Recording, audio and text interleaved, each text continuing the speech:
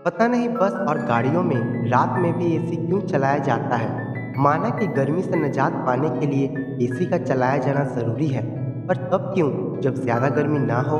बस की खिड़की से बाहर देखते हुए श्वेता सोच रही थी। मन नहीं माना तो उसने खिड़की को जरा सा खिसका भर दिया। एक हवा का झोंका आया और श्वेता की जुल्फों से अटखेलियां करते हुए गुजर गया। कोई टोक ना दे, इसलिए धीरे से खिड़की को वापस बंद कर दिया श्वेता ने। श्वेता, जो आज अपने कस्बे लालपुर से शहर को जा रही थी, वहाँ उसे कुछ दिन रुकना था। उसने शहर के एक होटल में एक सिंगल रूम की बुकिंग पहले से ही करा रखी थी। चर चर की आवाज के साथ बस रुकी। श्वेता ने बाहर की ओर देखा तो पाया कि पुलिस चेक है। शायद स्वतंत्रता दिवस करीब है, इसीलिए पुलिस वाले हर बस को रोककर गहन तलाशी करते हैं। हर एक व्यक्ति की तलाशी और आईडी चेक होती है। पुलिस की चेकिंग के बाद बस आगे बढ़ी। अब भी आधा सफर बाकी था। अब तो लगता है मुझे पहुंचने में काफी रात हो जाएगी। तब बस स्टैंड से होटल तक जाने में परेशानी होगी, श्वेता सोच रही थी। ऐसा हुआ भी। बस को शहर पहुंचने में काफी रात हो गई। श्वेता ने अपना सामान उठाया और किसी रिक्शे या कैब वाले को देखने लगी। कई ऑटो रिक्शे वाले खड़े थे, पर उनमें से कुछ ने होटल तक न जाने से मना कर दिया और कुछ ऑटो में ही सो रहे थे, जबकि कुछ में ड्राइवर थे ही नहीं। परेशान हो उठी श्वेता। अगर कोई सवारी नहीं मिली तो मैं होटल कैसे जाऊंगी और बाकी की रात यहाँ कैसे बिताऊंगी।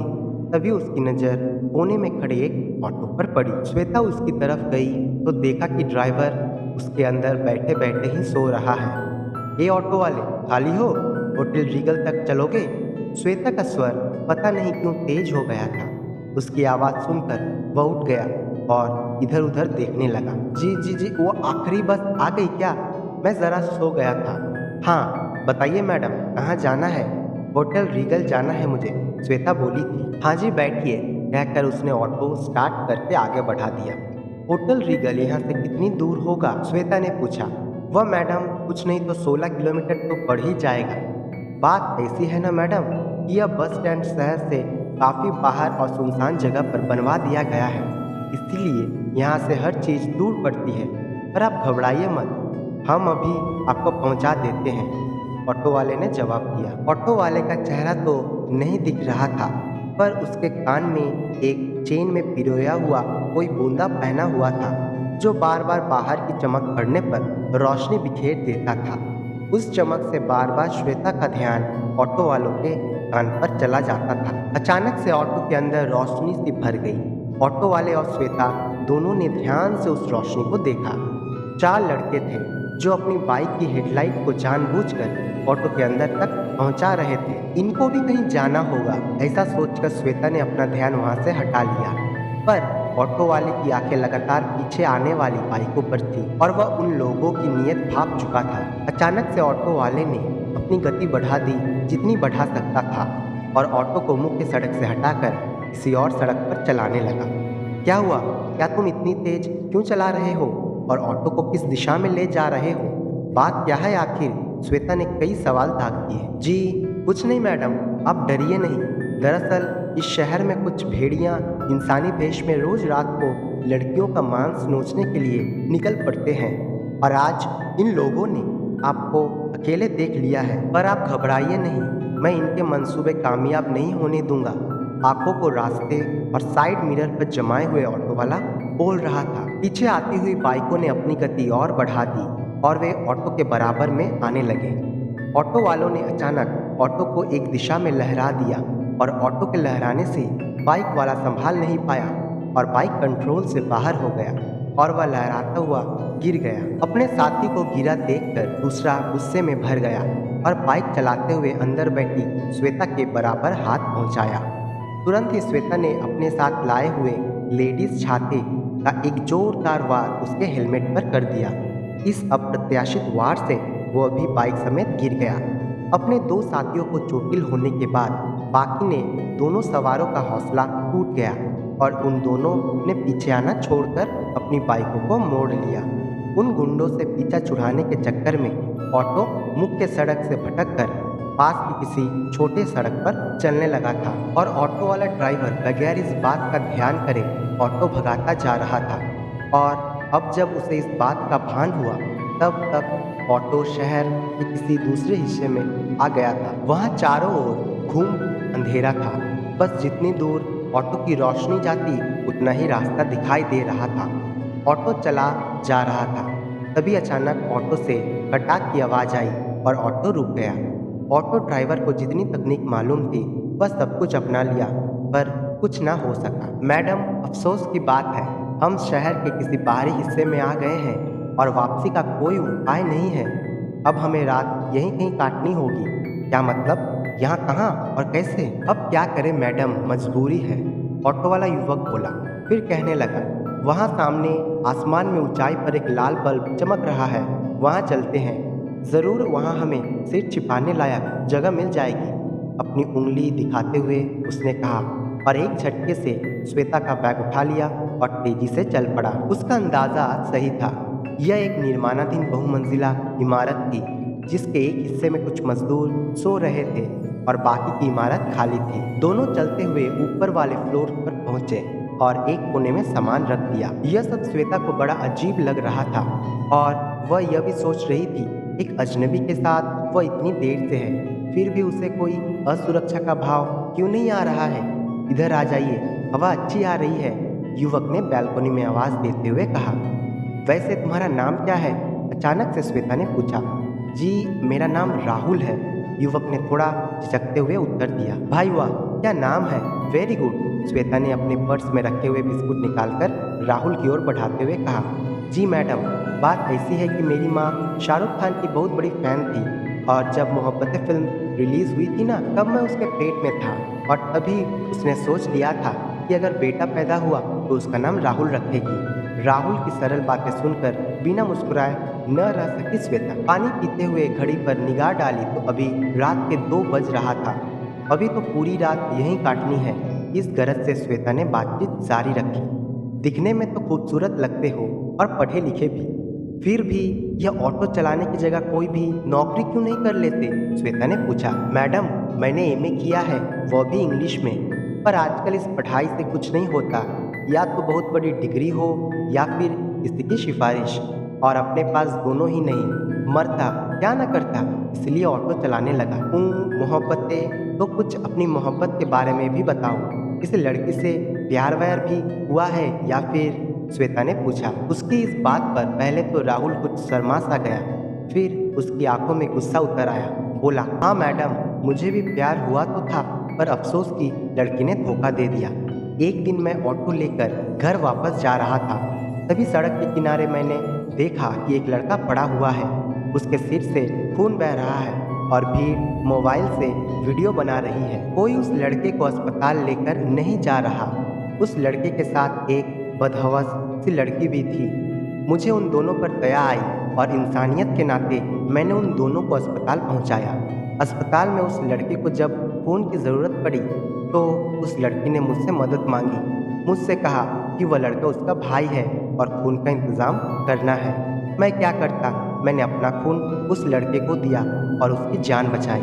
उस लड़की ने मुझे शुक्रिया कहा और बदले में मेरे को अपने घर का पता व अपना मोबाइल नंबर दिया, साथ ही मेरा नंबर लिया भी। और फिर रोज़ सुबह ही उस लड़की का व्हाट्सएप पर मैसेज आता और चैटिंग भी करती। वह मुझसे पूछती कि वह उसे कैसी लगती है और इसी तरह से कई दूसरी बातें भी पूछती थी।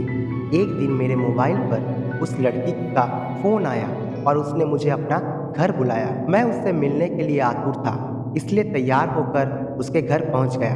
पता नहीं क्यों मुझे लगने लगा था कि वह लड़की मुझसे प्यार करने लगी है, इसलिए मैं उसके लिए एक लाल गुलाब भी लेकर गया था। जब मैं वहां पहुंचा तो उसने मेरा खूब स्वागत भी किया। उसके घर में सिर्फ उसकी माँ ही रहती थी, पर उस दिन वह कहीं गई हुई थी। जब मैंने उस लड़की से पूछा कि उसका वह भाई कहाँ है, तो उसने बताया कि वह भी माँ के साथ ही कहीं गया है। अकेलापन देखकर मैंने उस लड़की को शादी का प्रस्ताव दे डाला। अभी तक उस लड़की ने मेरा नाम नहीं पूछा था। नाम पूछने पर मैंने जब अपना नाम राहुल डिसूजा बताया, तब उसने मेरे ईसाई होने पर सवाल खड़ा कर दिया और निराश होकर कहने लगी, मुझे भूल जाओ, मैं शादी तुमसे नहीं कर सकती, क्योंकि मेरी माँ और पापा कट्टर हिंदू हैं। वे किसी गैर धर्म वाले लड़के से मेरी शादी नहीं करेंगे। हालांकि उसके भाई को खून देने को लेकर किसी को कोई ऐतराज नहीं था, पर शादी की बात आते ही जाति धर्म सब आ गया। बस मैडम, मेरी पहली और आखिरी कहानी यही थी। यह कहकर राहुल चुप हो गया। काफी अजीब कहानी है तुम्हारे प्यार की, पर है बहुत ही इमोशनल और नई सी। इस पर कोई फिल्म वाला एक फिल्म बना सकता है, श्वेता ने हंसते हुए कहा। हाँ जी, हो सकता है, पर आपने कुछ अपने बारे में बताया नहीं। मसलन आपके माँ बाप। राहुल भी श्वेता की प्रेम कथा ही जानना चाहता था, पर वह बात कहने की हिम्मत नहीं कर पाया, इसलिए माँ बाप का नाम ले लिया। मेरे बाप एक फार्मा कंपनी में काम करते थे। उनका सेल्स का काम था, तो अक्सर घर के बाहर रहते। घर में सब कुछ था, ज्यादा नहीं तो कम भी नहीं। जब वे घर आते तो हम सबको खूब समय और तोहफे भी देते। कहते कहते चुप हो गई श्वेता। जी, और आपकी माँ? माँ, अब उनके बारे में क्या बताऊं। उनका पेट हर तरह से भरा हुआ था, रुपये से, पैसे से, पर कुछ औरतों को अपने जिस्म की भूख मिटाने के लिए रोज एक नया मर्द चाहिए होता है ना, कुछ ऐसी ही थी मेरी माँ। वह कहीं भी जाती तो अपने लिए गुर्गा तलाश ही लेती और उसे अपना फ़ोन नंबर दे देती, और जब वह आदमी घर तक आ जाता तो मुझे किसी बहाने घर से बाहर भेजकर उस आदमी के साथ जिस्मानी ताल्लुकात बनाती। धीरे धीरे उसकी बेशर्मी इतनी बढ़ गई थी कि वे मेरे सामने ही किसी भी गैर मर्द के साथ प्रेम की अठखेलियाँ करने लगती। उसकी ये हरकतें पापा को पता चली तो उन्होंने तुरंत ही उसे तलाक दे दिया और मुझे माँ के पास ही छोड़ दिया। तलाक के बाद माँ को संभल जाना चाहिए था, पर वह और भी निरंकुश हो गई। अब तो आदमी आते और घर पर ही पड़े रहते हैं, बल्कि आदमी लोग शिफ्टों में आने लगे थे और मेरी माँ जी भर शारीरिक संबंध का मजा लेती। माँ की हरकतें देखकर मैंने अपने घर की छत पर जाकर आत्महत्या करने की कोशिश की, पर तभी मेरे पड़ोस में रहने वाले एक लड़के ने अपनी जान पर खेलते हुए मेरी जान बचाई। मुझे किसी का सहारा चाहिए था। मैं उस लड़के के कंधे पर सिर रखकर खूब रोई। मैं सिसकियों में बंद गई थी। उस लड़के ने मुझे ऐसे वक्त में सहारा दिया कि मुझे उससे प्यार हो जाना स्वाभाविक ही था। प्यार तो उसको भी मुझसे हो गया था, पर हमारी शादी के बीच मेरी माँ का दुश्चरित्र आ गया और उस लड़के ने मुझे साफ कह दिया कि उसके माँ बाप किसी ऐसी लड़की से उसकी शादी नहीं कराना चाहते जिसकी तलाकशुदा माँ कई मर्दों के साथ संबंध रखती हो। इतना कहकर चुप हो गई थी श्वेता। दोनों चुप थे। रात का सन्नाटा भी बखूबी उनका साथ दे रहा था। हवा आ आकर अब भी कभी कभी श्वेता की जुल्फों को उड़ा दे रही थी, जिन्हें वह परेशान होकर बार बार संभालती थी। पर मैडम, मेरी कहानी कुछ नहीं लग सकती है आपको, पर आपकी कहानी में तो दर्द के अलावा कुछ नहीं है, पास में बैठे हुए राहुल ने कहा।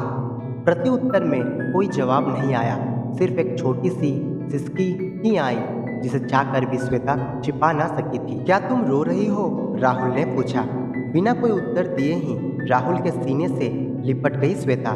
रोती रही। शायद बचपन से लेकर अब तक कोई कंधा नहीं नसीब हुआ था उसे जिस पर वह सिर रख सके। रोती रही जब तक उसका मन हल्का नहीं हो गया और राहुल ने भी अपनी मजबूत बाहों का घेरा श्वेता के गिर्द डाल दिया था और श्वेता के माथे पर चुंबन अंकित कर दिया। वह खामोश इमारत अब उनके मिलन की गवाह बन रही थी। सूरज की पहली किरण फूटी, पर वे अब भी किसी लता की तरह एक दूसरे से लिपटे हुए थे। तभी दूर से एक दुग्ध वाहन आता हुआ दिखाई दिया। श्वेता ने राहुल का हाथ पकड़ा और राहुल ने बैग उठाया और दोनों ने दौड़कर उस वाहन में लिफ्ट मांगी। हम कहाँ जा रहे हैं? और मेरा ऑटो तो वहीं रह गया मैडम, राहुल ने पूछा।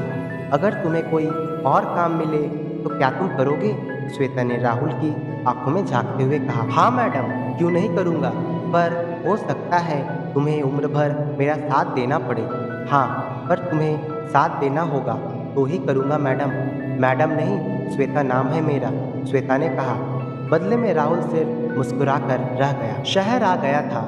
दोनों पूछते पाछते होटल रीगल पहुंच गए।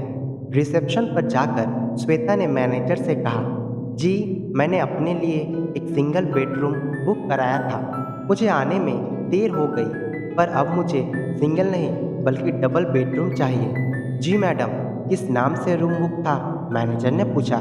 मेरा कमरा श्वेता नाम से बुक था, पर अब आप आप रजिस्टर में मेरे पति राहुल डिसूजा और श्वेता डिसूजा का नाम लिख सकते हैं। श्वेता ने राहुल की तरफ देखते हुए कहा। तो दोस्तों, क्या आपको ये कहानी पसंद आई है तो वीडियो को लाइक और अपने दोस्तों के साथ शेयर ज़रूर करें और ऐसे ही नई स्टोरी सुनने के लिए हमारे चैनल को सब्सक्राइब करना ना भूलें। आपको कौन से प्रकार की कहानी पसंद है हमें कमेंट में ज़रूर बताएं।